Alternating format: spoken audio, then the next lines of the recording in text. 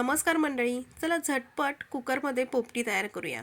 त्याआधी तुम्ही जर माझ्या चॅनलवर नवीन असाल तर चॅनलला लाईक, शेअर आणि सबस्क्राईब करायला विसरू नका. चला तर मग आपल्या पोपटी रेसिपीला सुरुवात करूया. पोपटी रेसिपी करण्यासाठी मी इथे एक छोटा कुकर घेतला आहे. त्यामध्ये स्वच्छ धुवून घेतलेला भांबुर्डीचा पाला कुकरच्या तळापाशी ठेवून घेतला आहे. आता त्यामध्ये पावट्याच्या शेंगा व बटाटा टाकून घेणार आहे.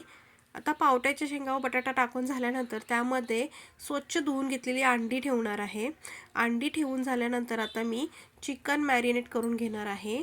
चिकन मॅरिनेट करून घेण्यासाठी इथे मी स्वच्छ धुवून घेतलेलं चिकन घेतलेलं आहे. आता चिकनमध्ये मी बिर्याणी मसाला, गरम मसाला, आलं लसूण हिरवी मिरची कोथिंबीरची पेस्ट, लाल तिखट, हळद, दही, चवीनुसार मीठ, थोडा चिकन मसाला हे सर्व मसाले टाकून चिकन छान मॅरिनेट करून घेणार आहे.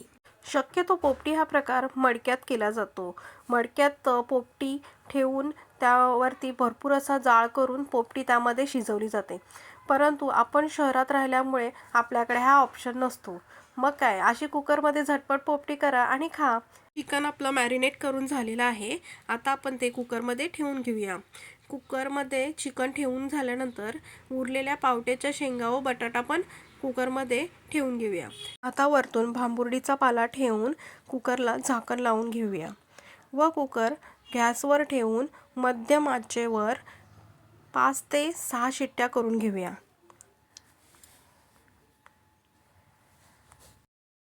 कुकर थंड झालेला आहे. आता कुकरचं झाकण काढून वरती जो भांबुर्डीचा पाला आहे तो आपण काढून घेऊया व पोपटी एका वाडग्यामध्ये काढून घेऊया.